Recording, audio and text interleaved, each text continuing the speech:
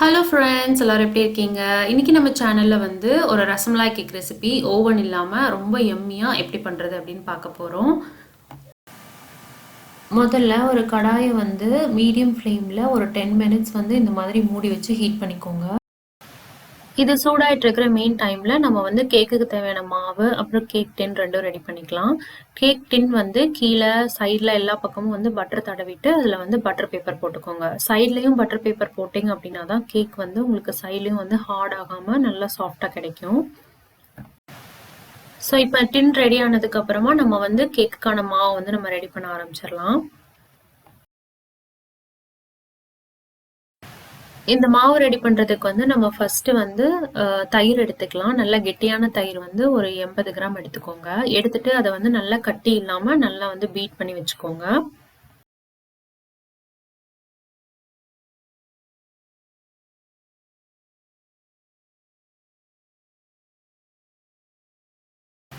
இப்போ இது பீட் பண்ணதுக்கு அப்புறமா அதுல வந்து நம்ம 40 கிராம் உருக்குன வெண்ணெய், அதை வந்து நல்லா கோல்டா இருக்கணும், நல்லா வந்து ஆறி இருக்கணும், சூடா நம்ம வந்து ஊற்றக்கூடாது. அப்போ அதையும் சேர்த்துட்டு ரெண்டையும் வந்து நல்லா வந்து மிக்ஸ் பண்ணிக்கோங்க.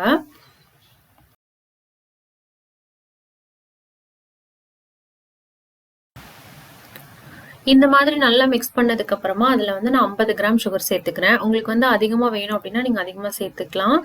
நீங்க 100 கிராம் வரைக்கும் சேர்த்துக்கலாம். அதுக்கு மேல சேர்த்தீங்கன்னா ரொம்ப வந்து தித்திக்கும். அதனால வந்து ஒரு 100 கிராம்க்குள்ள நீங்க உங்களுக்கு எவ்வளவு வேணுமோ அவ்வளவு சேர்த்துக்கோங்க. சேர்த்துட்டு அதையும் வந்து நல்லா வந்து கலந்து விட்டுக்கலாம்.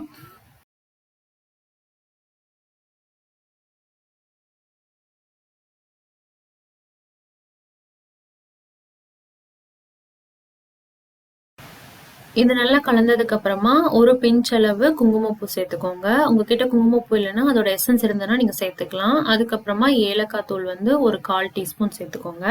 இது ரெண்டும் தான் நம்மளுக்கு வந்து இந்த கேக்குக்கு வந்து நல்ல ஃப்ளேவர் கொடுக்கும். இதுல நீங்க வந்து வெண்ணிலா எசன்ஸ் எல்லாம் எதுவும் சேர்க்க தேவையில்ல. ஆல்ரெடி நம்ம சாஃப்ரான் அப்புறம் ஏலக்காய் எல்லாம் போட்டிருக்கிறதுனால அந்த ஃப்ளேவரே வந்து இது ரொம்ப நல்லா இருக்கும். ரசமலாய் கேக்குக்கு வந்து வெண்ணிலா எசன்ஸ் போடணும் அப்படிங்கிறது அவசியம் கிடையாது. இப்போ இதையும் கலந்ததுக்கு அப்புறமா நம்ம வந்து 200 ml வந்து பால் சேர்த்துக்கலாம். ஸோ பாலையும் சேர்த்திட்டு இதை வந்து நல்லா கலந்து விட்டுருங்க. எல்லாம் சேர்ந்து நல்லா மிக்ஸ் ஆகிற அளவுக்கு நல்லா கலந்து விட்டுக்கோங்க.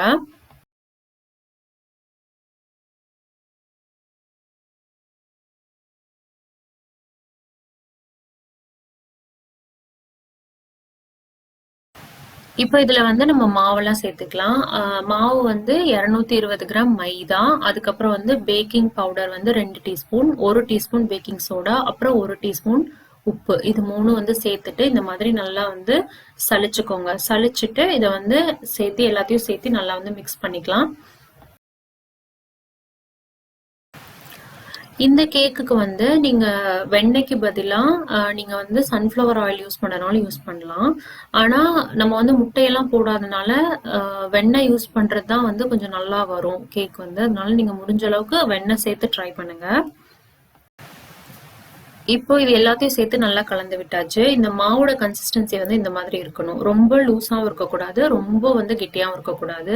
இந்த மாதிரி கன்சிஸ்டன்சில இருக்கணும். இப்போ நம்ம வந்து அந்த கேக் டின்னுக்கு அந்த மாவை டிரான்ஸ்ஃபர் பண்ணிட்டு நம்ம வந்து பேக் பண்ணிடலாம்.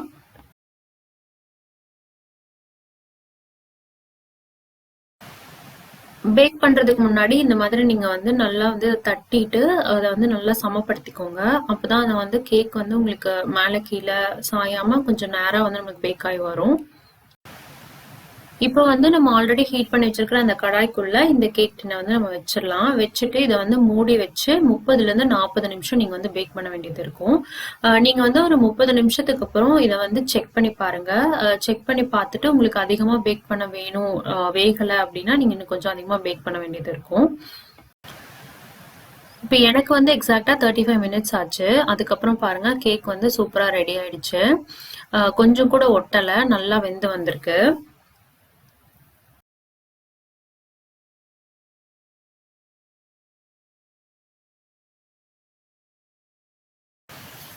இப்போ நம்ம கேக்கை வந்து வெளியில எடுத்து வச்சாச்சு. எடுத்து வச்சுட்டு இதை வந்து அந்த டின்லயே ஒரு 10 மினிட்ஸ் நீங்க வந்து அதை ஆற விடுங்க. அது ஆறுனதுக்கு அப்புறமா இந்த மாதிரி ஓபன் பண்ணிட்டு அதுக்கப்புறமா அது நல்லா கூல் ஆகணும். நல்லா கூல் ஆகிறதுக்கு வந்து அட்லீஸ்ட் 1 மணி நேரம் ஆகும்.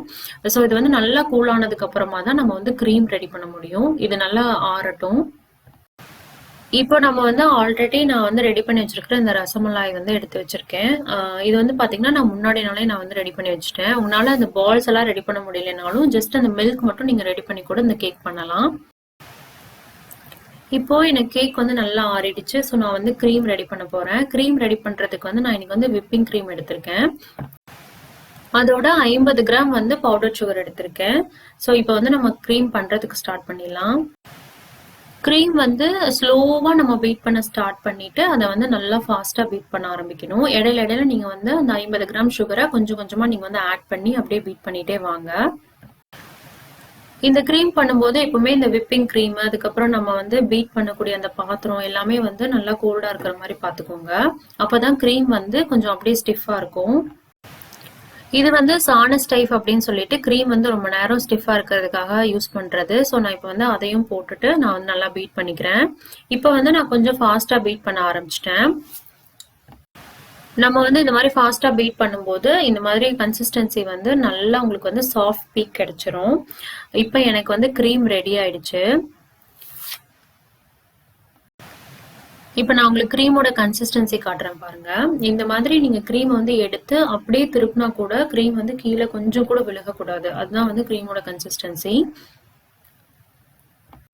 இப்போ நான் இதுல வந்து எல்லோ ஃபுட் கலர் வந்து ஆட் பண்ணிக்கிறேன். எனக்கு வந்து ரொம்ப லைட் எல்லோ வந்து வேணும். அதுக்காக நான் வந்து இந்த மாதிரி ஃபுட் கலர் ஆட் பண்ணிக்கிறேன். இது வந்து ரசமலாய் கேக் அப்படிங்கறதுனால நான் வந்து எல்லோ கலர் சேர்த்து நான் பண்றேன். ஃபுட் கலர் சேர்த்ததுக்கு அப்புறமா இந்த மாதிரி நீங்க வந்து ஜென்டலா இதை வந்து நல்லா கலந்து விட்டுருங்க. இப்ப பாருங்க எனக்கு வந்து நல்லா லைட் எல்லோ கலர் கிடைச்சிருச்சு. இப்ப நம்ம வந்து அந்த ஆறுன கேக் எடுத்து நம்ம வந்து ஃப்ராஸ்டிங்க்கு ரெடி பண்ணிக்கலாம். அதுக்கு வந்து கேக்கை வந்து ஃபர்ஸ்ட் சமப்படுத்துறதுக்காக மேல இருக்கிற லேயரை வந்து நான் வந்து கட் பண்ணி எடுத்துக்க போறேன். எடுத்துட்டு இந்த கேக்கை வந்து நான் ரெண்டா கட் பண்ணிக்க போறேன்.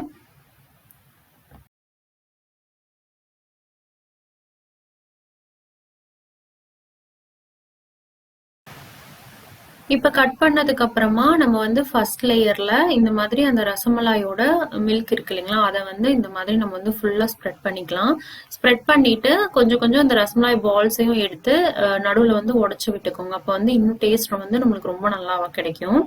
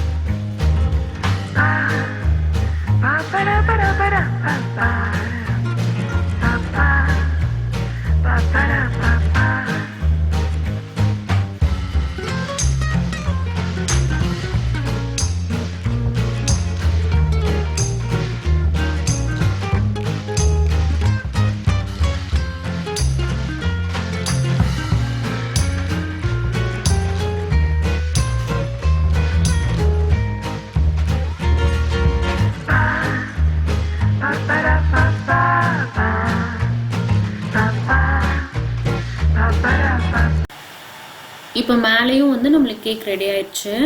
இப்போ ரெடி ஆனதுக்கு அப்புறமா நான் வந்து சைட்லயும் வந்து ஃபுல்லா க்ரீம் எல்லாம் வந்து ஸ்ப்ரெட் பண்ணிக்க போறேன். ஸ்ப்ரெட் பண்ணிட்டு நான் வந்து எனக்கு தேவையான டிசைன்ல நான் வந்து டெக்கரேட் பண்ண போறேன். உங்களுக்கு எப்படி தேவையோ நீங்க அப்படி பண்ணிக்கலாம்.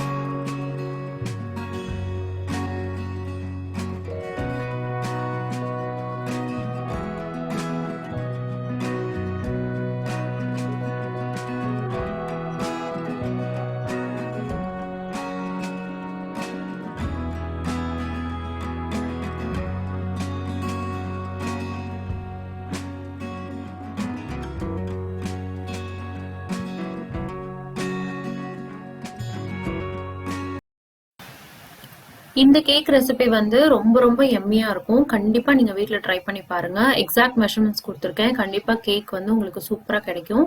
ட்ரை பண்ணி பார்த்துட்டு உங்களோட எக்ஸ்பீரியன்ஸ கண்டிப்பா எங்களுக்கு ஷேர் பண்ணுங்க. இப்போ என்னோட டெக்கரேஷன்ஸ் முடிய போகுது. நான் வந்து கடைசியா இந்த ரஸ்மலாய் பால்ஸ வந்து மேல வச்சுட்டு, நான் வந்து கொஞ்சமா பிஸ்தா, அதுக்கப்புறமா பாதாம் இது 2யும் வந்து கட் பண்ணி வச்சிருக்கேன். அதையும் வந்து மேல தூவிட்டு என்னோட டெக்கரேஷன்ஸ் வந்து நான் முடிக்க போறேன்.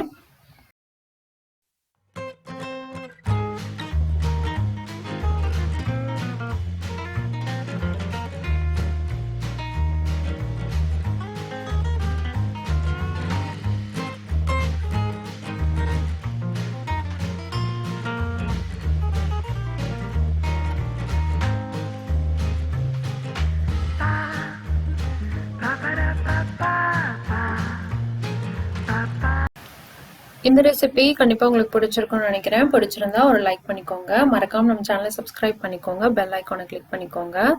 அப்பதான் நான் போடுற எல்லா வீடியோஸும் உங்களுக்கு நோட்டிபிகேஷனா வரும். இன்னொரு நல்ல vlogல சீக்கிரமா நான் உங்களை சந்திக்கிறேன். தேங்க்யூ.